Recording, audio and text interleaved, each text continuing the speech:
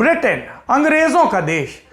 अब अंग्रेजों के देश में क्या हो रहा है, वहां पर एक भारी भरकम हड़ताल हो रही है और उसके चक्कर में देश अस्त व्यस्त हो गया है। बताते हैं आपको इसके बारे में, पर पहले जानिए ट्रक ड्राइवर्स, हैवी ड्राइवर्स, एक ऐसी कौम जो हमारी और आपकी जिंदगी आसान करती है। देखते हैं लेकिन अक्सर हम उन्हें देख कर भी नहीं देखते। कभी फुर्सत मिले तो गौर करिएगा, अगर वो ना होते तो हमारा जीवन कैसे आगे बढ़ता। छोटी से छोटी ज़रूरत की चीज़ कोई ट्रक वाला, जब आप ये वीडियो देख रहे हैं या मैं ये वीडियो शूट कर रहा था तब भी सड़क पर अपने ट्रक पर लाद कर सफ़र कर रहा होगा। तो इन ट्रक ड्राइवर्स की ज़िंदगी, इनका जीवन अहम है, सिर्फ हम हिंदुस्तानियों के लिए ही नहीं, विदेशियों के लिए भी। तो सोचिए अचानक से सड़कों पर ट्रक चलने बंद हो जाए, ट्रक ड्राइवर्स की कमी हो जाए, या वो एक दिन कहें आज काम करने का मन नहीं है बॉस, तो क्या हो सकता है। नहीं सोच पा रहे तो हम इतिहास के पिटारे से एक कहानी सुनाते हैं और फिर वर्तमान पर लाके आपकी सोच को विस्तार देते हैं। कहानी बोला है पर सब कुछ सत्य है। बात 1972 की थी और घटना दक्षिण अमेरिकी देश चिले की। वहां कम्युनिस्ट नेता सल्वाडोर अलांदे का शासन चल रहा था। कोल्ड वॉर का दौर था। अलांदे जाहिर सी बात है सोवियत संघ के करीब थे और अमेरिका पूरी दुनिया में कम्युनिस्ट शासन या उसके करीबियों को नेस्तनाबूद करने की कोशिश में लगा था। इसी प्लान के तहत अमेरिका गया चिले में अलांदे सरकार को अस्थिर करने के लिए और जिम्मा सौंपा उसने अपनी खुफिया एजेंसी CIA को। CIA ने पहला दांव सरकार को अस्थिर करने के लिए ट्रक ड्राइवर्स पर लगाया। अक्टूबर 1972 में ट्रक ड्राइवर्स के संगठन ने चिले में हड़ताल का ऐलान कर दिया। ये हड़ताल 24 दिनों तक चली। जाहिर सी बात है लोग खाने तक के लिए तरस गए, पूरा देश थम गया, अव्यवस्था हो गई। दुकानों में राशन की कमी, अस्पतालों में दवा की कमी, गाड़ियों के लिए ईंधन खत्म और बुनियादी ज़रूरतों की चीज़ों की सप्लाई पूरी तरह ठप। इस हड़ताल ने चिले की अर्थव्यवस्था को बीमार कर दिया। अलांदे इस घटना से हुई, जो इस हड़ताल से जो अव्यवस्था हुई उससे कभी उबर नहीं पाए। उनके खिलाफ लोगों का आक्रोश बढ़ गया और इसका फायदा सेना के एक गुट ने उठाया और सितंबर 1973 में बगावत कर दी। सल्वाडोर अलांदो ने प्रेसिडेंशियल पैलेस के भीतर खुद को कैद कर लिया और फिर आत्महत्या कर ली। इसके बाद चिले पर जनरल अगस्तो पिनोशे की तानाशाह सरकार ने कब्जा भी कर लिया। अब यहीं पर आप कमेंट बॉक्स में लिखेंगे तानाशाह कब आएगा। आएगा, थोड़ा यूपी से फुर्सत पालें, ज़रूर आएगा, हौसला बना के रखिए। बहरहाल कहानी आगे बढ़ाते हैं। उस बरस ट्रक ड्राइवर्स की हड़ताल ने चिले में सरकार गिरा दी और अब क्या हुआ है, हम इतिहास से वर्तमान में आ गए हैं। दरअसल ट्रक ड्राइवर्स के चलते दुनिया के सबसे विकसित देशों में से एक ब्रिटेन की हालत बिगड़ रही है। ब्रिटेन ट्रक ड्राइवर्स की भारी कमी से जूझ रहा है और इसके चलते पेट्रोल पंपों में ही अलग किस्म का सूखा पड़ गया है। यहाँ पर गाड़ियों की लंबी कतारें लगी हैं। दहशत में जी रहे लोग स्टॉक करने की फिराक में हैं और हालत इतने बिगड़ गए हैं कि सरकार सेना उतारने पर विचार कर रही है। तो असली कहानी क्या है ब्रिटेन के ईंधन संकट की, और इस संकट में ब्रेग्जिट की क्या भूमिका है? क्या सेना उतारने से स्थिति सुधर जाएगी और ब्रिटेन के सामने भविष्य की क्या चुनौतियां हैं? जान लीजिए, दुनियादारी देखते हैं। पिछले कई हफ्तों से ब्रिटेन का ये बड़ा संकट चल रहा है और बात सिर्फ ईंधन तक की नहीं है। असल मामला सप्लाई चेन का है, ट्रक ड्राइवर्स का है। अभी तक रेस्तरां और सुपरमार्केट्स में कच्चे माल की सप्लाई धीमी पड़ रही थी, लेकिन तब तक सरकार निश्चिंत थी। लेकिन जैसे तेल चपेट में आया, ज़रूरी चीज़ें चपेट में आई, रोज़ाना की ज़िंदगी मुश्किल हुई, सरकार के कान खड़े हो गए। हम जानते हैं कि ब्रिटेन के 90% से ज़्यादा पेट्रोल पंप में इस वक्त सूखा पड़ा है, यानी फ्यूल नहीं है। कई पेट्रोल स्टेशन बंद करने पड़े। जहां स्टॉक बचा है वहां लंबी कतारें लगी हैं और जमाखोरी चल रही, जैसा मैंने आपको बताया। पर सिर्फ जमाखोरी नहीं चल रही, आक्रोश भी है और इसके चलते पुलिस और आम लोगों के बीच झड़प। तो क्या स्टॉक खत्म हो गया है? नहीं। सभी बड़ी तेल कंपनियों और सरकार ने बार बार कहा ईंधन की कमी नहीं है, पर्याप्त स्टॉक है, पर मिल क्यों नहीं रहा? एक उदाहरण से समझिए। मान लीजिए आपको एक ब्रेड का पैकेट खरीदना है, आप क्या करेंगे?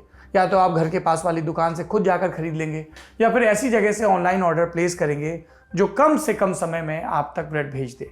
आमतौर पर आपके पास की दुकान में ब्रेड बन नहीं रहा होगा, वो असल में एक सेलिंग पॉइंट है। ब्रेड फैक्ट्री में बनती है और चरणबद्ध तरीके से नीचे के सप्लायर्स तक पहुंचती है। आम उपभोक्ता सीधे फैक्ट्री से नहीं खरीदते, ये संभव भी नहीं है। अंतिम व्यक्ति तक सामान पहुंचाने के लिए पूरी चेन काम करती है, जिसे सप्लाई चेन कहते हैं, और इसका चलायमान होना जरूरी है। और ब्रिटेन की दिक्कत इसी सप्लाई चेन से जुड़ी है। कृपा यहीं अटकी है। ईंधन भरपूर है पर सेलिंग पॉइंट तक नहीं पहुंच रहा। कोई आदमी तेल भरवाने बड़ी कंपनियों के गोदाम तक तो जाएगा नहीं, चलते फिरते रास्ते में पेट्रोल पंप पर ईंधन चाहिए और ये भरोसा भी होता है कि जब गाड़ी में तेल खत्म हो रहा हो कि अगले पंप से भरवा लेंगे, और विश्वास भी कि वहाँ मिल जाएगा। सब इसी भरोसे पर चल रहा है। अब बिना ईंधन की गाड़ियाँ आगे नहीं बढ़ेंगी, और नहीं बढ़ेंगी तो काम पे पॉज लग जाएगा। ब्रिटेन में ऐसा ही हो रहा है, और इसकी वजह है ट्रक ड्राइवर्स की कमी। ट्रक ड्राइवर्स सप्लाई चेन की अहम कड़ी हैं।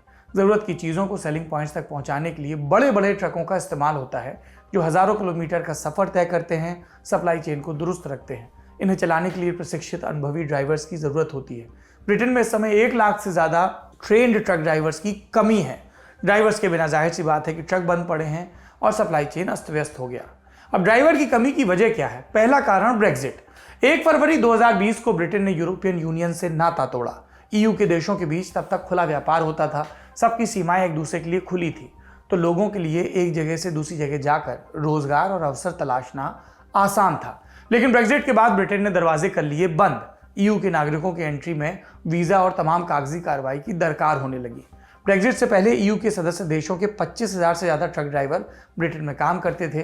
ब्रेक्जिट हुआ तो उन्होंने बाय बाय कर दिया, और इसके चलते कमी हो गई।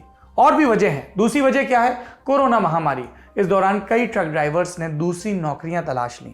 यूरोप के और भी जो देशों के ड्राइवर काम कर रहे थे कागजी कार्रवाई पूरी कर, वो भी वापस काम पर नहीं लौटे।